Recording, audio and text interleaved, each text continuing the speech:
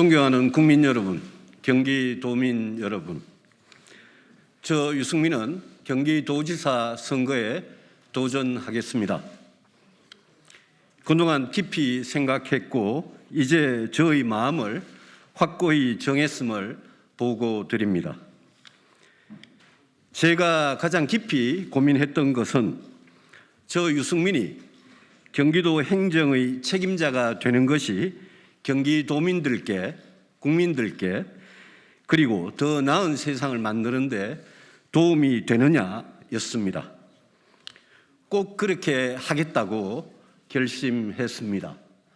꼭 그렇게 하겠다고 약속드립니다. 23년째 정치의 한복판에서 바람과 서리를 맞으며 키워온 저의 모든 역량을 쏟아부어 경기도를 위해, 대한민국을 위해 저를 바치겠다는 약속을 드립니다. 경기도는 인구 1,400만 명, 대한민국 경제와 산업의 중심이고 국가 안보의 보루입니다. 경제와 안보에서 평생 고민하고 해법을 찾아온 저의 인생을 경기도 발전을 위해 바치겠습니다. 일자리, 주택, 교통, 복지, 보육 이 5개 분야에서 획기적인 개혁을 단행할 것을 약속드립니다. 유승민의 경기 개혁으로 경기도민 모두가 평등한 자유와 공정한 기회를 가지고 모두가 인간의 존엄을 누리는 함께 행복한 경기도를 만들겠습니다.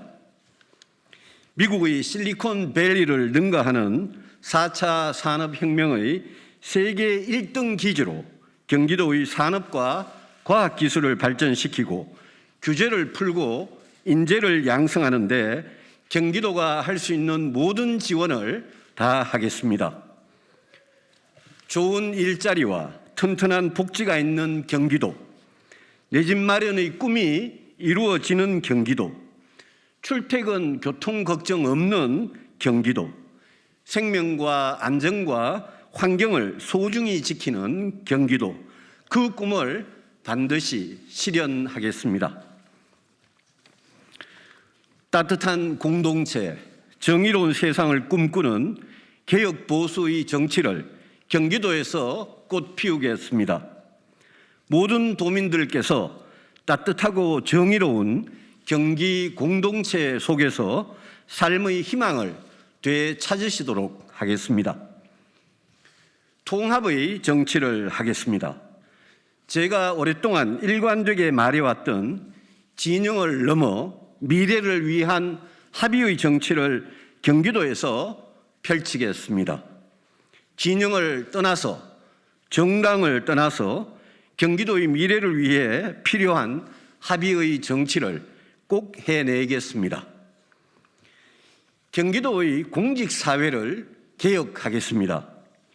경기도 공무원 모두가 도민의 충실한 공복으로서 오로지 도민의 행복을 위해 최선을 다해 복무하도록 하겠습니다. 공직자의 부정부패, 비리는 무관용 원칙을 철저히 지켜서 깨끗한 경기도를 반드시 만들겠다는 약속을 드립니다. 존경하는 경기도민 여러분, 저는 평생을 오로지 나라와 국민을 생각하며 살아왔습니다. 소신과 양심에 따라 옳은 길이라면 그 어떤 고난과 가시밭길이라도 회피하지 않고 정면으로 승부해 왔습니다. 저희 소신과 양심으로 경기도 행정을 깨끗하게, 바르게, 새롭게 이끌어보고 싶습니다. 경기도가 잘 되면 대한민국이 잘 됩니다. 누구나 와서 살고 싶은 최고의 경기도를 만들겠습니다. 경기도민 여러분의 자랑스러운 도지사가 꼭 되고 싶습니다. 도민 여러분의 뜨거운 지지를 부탁드립니다. 감사합니다.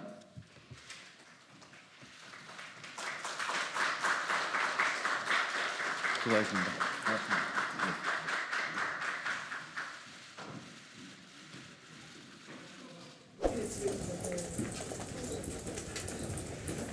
아유, 이렇게 많이 와주셔서 고맙습니다. 출마 선언은 방금 회견문 읽은 대로 오늘 아침까지 있어서 이렇게 회견을 하게 됐습니다. 무엇보다도 그동안 저한테 전화하셨는데 제가 못 받았으면 죄송하다는 말씀부터 드립니다. 앞으로는 가능하면 전화 더 잘 받을 수 있도록 하겠습니다. 예, 질문이 있으시면 답변 드리도록 하겠습니다. 정계 은퇴까지 고민하시고 고민을 하셨는데 출마로 좀 마음을 돌리시게 된 결정적 계기가 무엇이신가요? 지난 대선 경선을 치르면서 경선에서 패배한 직후에 정치를 그만둘 생각을 깊이 했고 그 생각을 쭉 가져왔었습니다. 그런데 윤석열 당시 후보께서 대통령 선거운동을 열심히 치르고 있던 와중에 제가 정치를 그만둔다는 게 너무 좀 생뚱맞아서 제가 대선이 끝난 직후에 저의 마음을 밝히려고 그렇게 결심을 했던 게 사실입니다. 대선 직후에 대선 결과가 나오고 대선 직후에 경기도지사 이야기가 갑자기 나오게 되고 정치를 저와 같이 해왔던 분들 또 저를 지지해 주셨던 분들 또 여러 곳에서 정말 제가 예상치 못했던 많은 분들께서 경기도지사 출마를 권유를 했습니다. 그래서 정치를 그만두느냐 경기도지사에 출마하느냐를 두고 지난 20여일 동안 정말 깊은 고민을 했습니다. 결론적으로는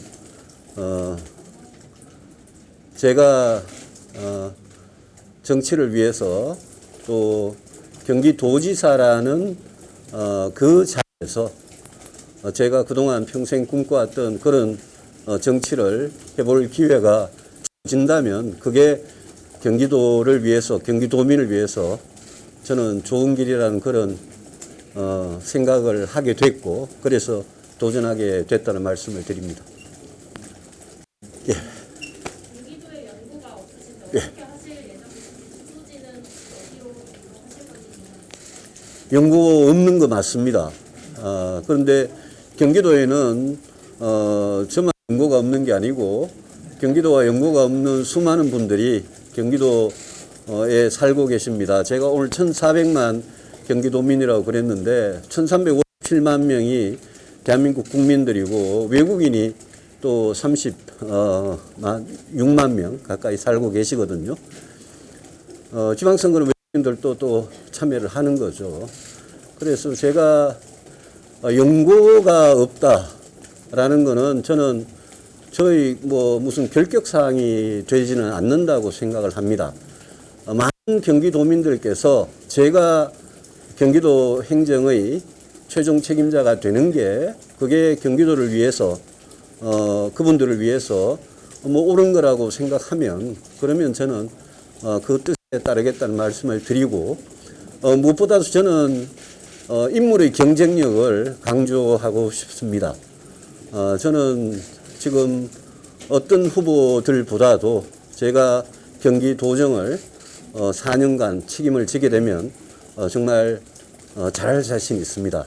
그동안 경기도지사를 해오셨던 분들, 특히 직하셨던 이재명 지사가 잘한 것도 있겠지만 저는 잘못한 것도 분명히 있다고 생각합니다. 그런 점에서 저는 경기도야말로 어느 지역보다도 제가 아까 말씀드렸던 정말 꼭 미래를 위해서 필요한 그거를 해야 할 일들이 아주 많다고 저는 믿습니다.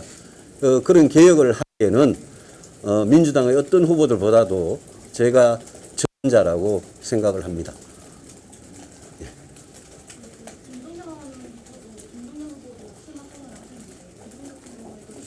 크게 말씀해 주시죠. 이분 같은 경우는 공급자 확장을 좀 강점으로 내세우고 있는 것 같은데 김동연 후보보다 좀 더 잘할 수 있다고 하시는 장점이 뭐라고 생각하십니까? 경기도지사는 무슨 말 잘 듣는 공무원을 뽑는 그런 선거가 아닙니다. 이거는 경기도를 우리나라 정말 경제와 안보의 아주 중심지인 경기도를 책임져야 되고, 거기에는 정말 고도의 정책 판단이 필요하고, 또 중앙정부 또 기초자치단체와 그 중간에서 정말 중요한 역할을 하는 그런 자리라고 저는 생각을 합니다.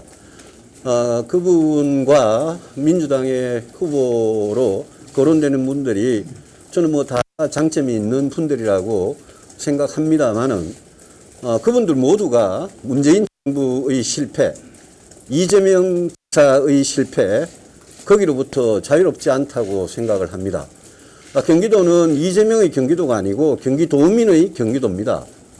그런데 지금 민주당 후보들이 너나 것 없이 이재명을 지키겠다. 이게 그분들의 아주 핵심적인 공약인데, 저는 제가 그 말을 듣고 좀 황당했습니다. 이재명을 지킨다는 게 무슨 소리냐. 제가 경기도지사가 되면 이재명 지사가 했던 것 중에 잘한 거 있으면 개성을 하고, 잘못한 것은 고치고 개혁을 해야 됩니다. 그런데 민주당 후보가 경기도지사가 되면 과연 그런 개혁을 해내겠느냐. 지금도 문재인 정부의 일자리 실패, 부동산 실패, 이런 데 대해서 공개적으로 말도 제대로 못하는 분들인데, 그분들이 과연 그런 개혁을 해내겠느냐, 굉장히 저는 걱정이 됩니다. 그래서 제가 오늘 누누이 강조한 경기도의 미래를 위한 개혁, 그거는 민주당 후보들의 손에 맡겨서는 안 된다고 생각을 합니다. 이재명을 지키는 거, 그거는 뭐 필요한 부분이 있으면 제가 잘 지키겠습니다. 예. 당선인요. 윤석열 당선인과는 전혀 교감이 없었습니다. 이거는 뭐 100% 전적으로 제가 고민했고 제 뜻을 말씀드리는 겁니다. 그래서 올해 정치활동을 하셨는데 뭐 떠난다고 보셔야 돼요. 그리고 대구시장 선거에는 관심이 없었는지. 대구시장은 제가 정치를 23년째 해오면서 대구시장에 출마하라는 그런 권유를 받은 게 20년 넘은 것 같습니다. 그런데 한 번도 제가 대구에서 국회의원 생활을 4년 국회의원을 했지만 한 번도 시장 생각은 진작에 해본 적이 없습니다. 그리고 대구에서 정치를 한 거 사실이죠.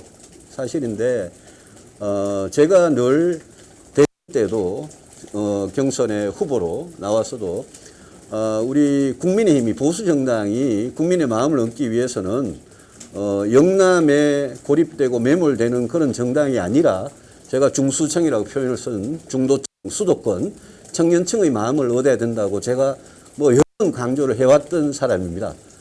제가 했던 그 말, 그거를 제가 경기도에서 꼭 한번 실천을 해 보이고 싶습니다. 이재명 지사가 못한 점도 있다고 말씀을 하셨는데, 그래서 어떤 점을 좀 부족하다고 보셨는지 궁금하고 어떻게 좀 개선하고 싶으신지. 제가 오늘 경기도 공직사회를 이야기를 했습니다. 경기도 공직사회를 개혁하겠다. 부정부패 비리에 대해서는 무관용 원칙을 철저하게 지켜서 정말 깨끗하고 바른 그런 경기도 행정을 하겠다라고 약속을 드렸지 않습니까?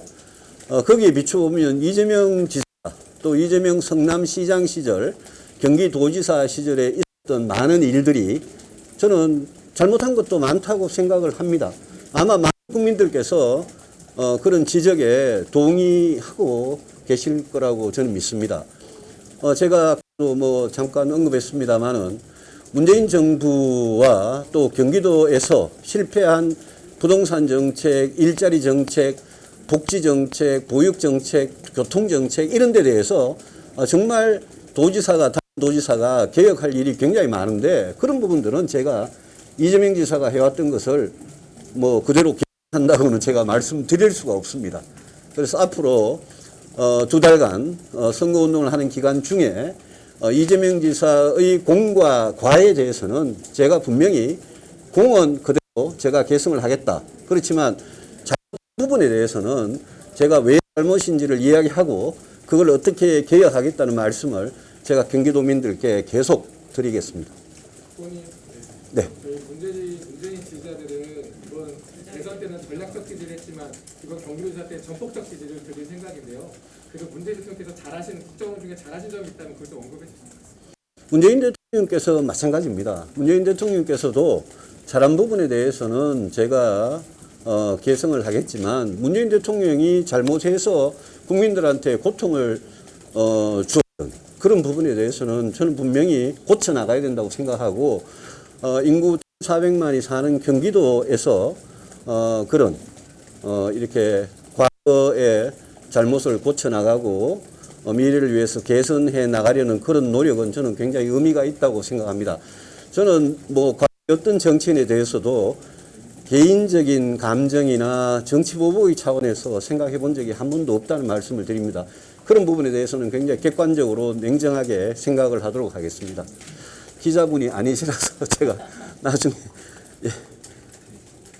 누구를 먼저 말씀 먼저 하시고. 다른 지자들이 경선을 요구하고 있는데요.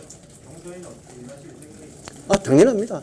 제가 도전하겠다고 말씀을 드린 거는 당연히 당내 경선부터 제가 모든 다른 후보들하고 우리 당내 다른 후보들하고 똑같은 조건에서 제가 당에서 정한 어떤 룰이라도 저는 그대로 수용하면서 그 부분에 대해서는 저는 일체 이야기를 안 하고 그대로 수용하겠다는 말씀을 드립니다. 아까 손을 여러 번 드시. 행정부는 하시면서 일자리 주택, 교통복지 이런 데 개혁을 하시겠다라고 하셨는데 어떤 부분을 제일 먼저 말씀드리고 싶은지 그리고 경기도 본인 찾아뵙는 일정으로는 처음을 어떤 걸 계획하고 계신지. 두 번째 질문부터 첫 일정은 공약을 준비하는 대로 그 정책 공약에 맞는 장소를 찾아서 하겠다는 말씀을 드립니다. 오늘은 국회 소통관에서 여기는 경기도가 아닌데 국회 소통관에서 와서 이렇게 회견을 하게 됐습니다. 그런데 앞으로 이제 경기도의 도청이 소재하고 있는 수원에도 당연히 가야 될 거고요. 또 북부 그 도청 북부 사무소 있는 의정부에도 갈 거고 제가 뭐 무슨 바늘공단이나 시화공단이나 어려운 중소기업들 노동자의 문제가 있는 그런 곳에도 당연히 안산이나 이런 데 갈 거고요. 또 경기도에 반도체 업체나 ICT 업체 같이 우리나라를 정말 이끌어가는 그런 첨단 산업이 있는 데도 갈 거고 그래서 가는 데마다 제가 적절한 공약을 발표를 하도록 그렇게 하겠습니다. 제가 일자리, 주택, 교통, 그 다음에 일자리, 주택, 교통, 복지하고 보육 이렇게를 말씀드렸지 않습니까? 교육에도 굉장히 관심 많습니다. 교육은 뭐 교육부하고 교육청이 있으니까 도지사의 역할은 저는 아무래도 제한적이라고 생각합니다. 그런데 보육은 그렇지 않습니다. 도지사 역할이 굉장히 중요하거든요. 그래서 제가 그 문재인 정부에서 고통을 받고 서울에 살다가 도저히 집값 때문에 서울 부근에 가까운 경기도의 신도시든 구도시든 경기도로 옮겨간 그런 30대, 40대 직장인들이 굉장히 많습니다. 그분들이 제일 고통을 받고 있는 게 일자리하고 보육하고 주택하고 교통하고 이런 부분들이거든요. 그런 부분들에 대해서 제가 그동안 경기도의 도정을 꼼꼼히 살펴보고 제가 도지사가 돼서 4년 동안 어디에 주력하겠다라는 것을 하나씩 그래 말씀을 드리고요. 제가 몇 번 강조했습니다만 문재인 대통령과 이재명 지사는 경기도에 대해서는 정말 그분들이 실패한 소득주도 성장과 일자리 정책 이런 데 대해서 정말 할 말 없다고 저는 생각을 합니다. 그래서 주택 문제 마찬가지고요. 그런 부분에 대해서는 제가 그동안 대선 후보 경선 과정에서 생각해왔던 정책들이 굉장히 많은데 그걸 경기도의 실정에 맞게 수정 보완해서 하나씩 발표를 드리겠다는 말씀을 드립니다. 오늘 아침에 그 김동연 전 부총리 이제 입당과 후보 이제 출마 선언을 하셨는데 그분이 문재인 정부의 첫 경제부총리였고 제가 기획재정위원회에 계속 있었습니다. 그래서 제가 그분하고 대화를 한 것도 굉장히 많이 기록으로 남아있는데 저는 그분이 소득주도 성장과 부동산 정책의 실패에 대해서 반성을 하고 자기가 경기도지사가 되면 이걸 이렇게 고치겠다 이런 이야기를 할 줄 알았는데 기대를 했는데 그런 이야기가 없어서 아쉬웠습니다. 그 지사에 대해서 모든 민주당 후보들이 찬양 일색으로 나가는 게 저는 굉장히 좀 이상했습니다. 또 저 먼저. 방금 말씀하셨는데 오늘 출마 선언한 김동연 후보가 의원님께서 경제 운영을 직접 하기보다는 옆에서 평가 비판하는 역할이었다고 지적하는 데 대해서 어떻게 저는 뭐 20살이 되기도 전에 경제학과를 가가지고 평생 경제만 공부해오고 경제만 고민해왔던 사람입니다. 정치를 한 경제에 대해서 정치를 하면서 고민했던 사람으로서 제가 공무원 출신들에 대해서 늘 하는 이야기가 있습니다. 우리나라에서 이 경제 공무원, 경제 완료들이 중심을 잡아야 할 일이 순간들이 굉장히 많았습니다. IMF 위기, 2008년의 금융위기, 또 최근에 코로나 사태 이후에 여러 그런 장면들이 많았는데 글쎄요, 저는 그분은 그런 말씀을 할 자격이 좀 없는 거 아니냐라는 생각이 듭니다. 그분은 문재인 정부의 실패한 소득주도 성장과 실패한 부동산 정책의 가장 큰 책임이 있는 분인데 거기에 대해서 아무런 반성 없이 그런 말을 한다는 것은 좀 납득하기 어려웠습니다. 말씀을 좀 이어서 여쭤보면요. 민주당의 네 후보가 나오셨는데 그 후보분들 중에서 가장 어려운 후보라고 보시는 분 어떤 분이신가요? 글쎄요, 뭐 저는 뭐 그 민주당의 후보가 아직 뭐 정해지려면 아직 멀었기 때문에 저는 지금 어느 후보가 민주당의 최종적인 후보로 그렇게 결정이 되더라도 저는 뭐 제가 최선을 다해서 이길 것이고 승패는 제가 정하는 게 아니라 경기도민들께서 한 표 한 표로 결정하시는 거기 때문에 경기도민들께서 저에 대한 기대가 더 높으면 저는 뭐 그런 부분에 대해서는 제가 뭐 전혀 신경을 쓰지를 않습니다. 네. 공직자의 부정부패나 이제 비리 무관용 원칙을 하신다고 하셨는데 혹시 그 이재명 지사와 좀 관련이 있는 대장동 의혹이나 이걸 좀 연결도 하시는 발언이신지 궁금해요. 대장동 의혹은 뭐 대선 과정에서 나왔던 후보들의 각종 비리 의혹에 대해서는 저는 새로 출범하는 새 정부가 정말 정상적으로 하자면 그거는 여야 가릴 것 없이 다 엄정하게 수사를 해야 된다는 그런 생각을 갖고 있습니다. 대장동 의혹도 그 중에 하나고 우리가 대선 과정에서 대장동의 몸통이 이재명 지사 아니냐라는 그런 이야기를 많이 해왔지 않습니까? 대장동이 그 사건이 벌어지게 된 그 경기도의 공직사회를 제가 이야기하는 거지 않습니까? 당연히 저는 제가 말씀드린 부정부패나 비리에 대해서 무관용 원칙을 철저하게 지켜서 깨끗한 경기도를 만들겠다는 것은 방금 기자분 질문하신 그게 당연히 포함되어 있는 겁니다. 예, 정의. 이런 질문인지 모르겠는데 대표님이 참여하면서 이 경기지사 선거가 이제 판이 커져버렸거든요. 김동연 대표도 마찬가지고. 그 김동연 대표는 만약에 지사가 되면은 그 4년의 실적을 가지고 다음을 또 한번 뭐 도모하겠다는 뉘앙스를 보이시는데 우리 대표님은 도지사 4년 만약에 된다면은 4년 하고 다음에 어떤 정치 행보 이런 부분에 대해서 어떻게 말씀하실 수 있습니까? 무슨 뜻인지 잘 알겠는데요. 대선 출마는 앞으로 예. 무슨 뜻인지 잘 알겠는데요. 다음 대선에 대해서는 저는 드릴 말씀이 하나도 없습니다. 제가 지금 경기도지사 자리에 출마를 하면서 제가 다음 대선에 가능성이 있느냐 없느냐 그 부분은 제가 4년 동안 경기도지사를 어떻게 했느냐에 저는 달려있다고 생각을 합니다. 제가 경기도지사도 제대로 훌륭하게 업무를 수행을 못 해내면 그 경기도민들이나 국민들께서 평가가 뻔하지 않겠습니까?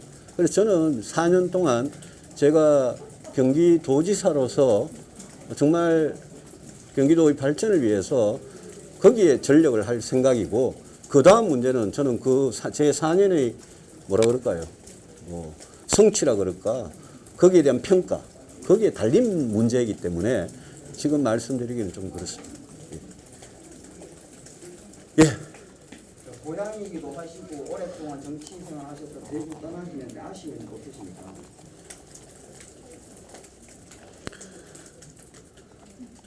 아쉬움 있죠. 예.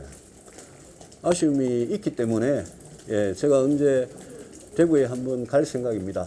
가서 대구에서 정치를 해왔던 사람으로서 당연히 가서 거기 대구 시민들, 대구 경북 시도민들한테 뭐 정식으로 인사를 드리고 그렇게 오는 게 뭐 개인으로서 정치인으로서 당연한 도리라고 생각을 합니다. 그래서 일단 이 초반에 저는 지금 뭐 캠프고 뭐고 제 캠프가 아직 뭐 사무실도 없습니다만 캠프에 와서 청소하겠다는 무료로 청소하겠다는 사람 한 사람 빼놓고는 아직 아무것도 결정된 게 없습니다. 그래서 좀 정비를 하고 공약도 다듬고 그러고 나서 적절한 시기에 대구를 찾아가서 제가 태어나고 학교도 다니고 정치도 했고 그랬던 그 대구 시도민들께 인사를 드리겠습니다. 한 가지 연달아서 달아서 예. 예. 대구 방문하실 계획에서 예. 박 전 대통령 사저도 없이 방문할 계획이 있으신가요? 그거를 뭐 제가 지금 그렇게 공개적으로 그렇게 하겠습니까? 저는 뭐 그 박근혜 전 대통령께서 사면이 되고 또 병원 퇴원도 하시고 달성의 새로운 사저에 입주하시는 장면을 정말 다른 누구보다도 정말 제가 그런 마음으로 제가 지켜봤습니다. 뭐 언제든지 저는 뭐 언제든지 조용히 만날 수 있으면 만나서 지난 세월에 대해서 흉금을 터놓고 정말 인간적으로 이야기할 수 있는 그런 기회가 오면 좋겠다고 생각을 합니다. 다만 그걸 위해서 그걸 뭐 지금 선거를 시작하는 사람이 그런 부분들을 제가 선거에 이용하거나 뭐 쇼를 하거나 그럴 생각은 제가 전혀 없습니다. 예. 예. 그러면 앞으로 저 캠프가 구성이 되는 대로 말씀을 드리겠습니다만은 오늘은 다른 일이 있어서 못 오셨는데 제가 지난 대선 후보 캠프를 할 때 대변인을 맡아 주셨던 분들 중에 민현주 전 의원이나 우리 권성주 전 대변인 또 저를 수행하는 김범준 비서관 그렇게 연락을 주시면 앞으로 인터뷰나 뭐 저와 이렇게 연결이 되도록 그렇게 하겠다는 말씀을 드립니다. 예, 여러분 감사드리고 수원의 새로운 사무실을 빨리 찾아서 이제 경기도민들 속으로 빨리 들어가도록 그렇게 하겠습니다. 와주셔서 고맙습니다.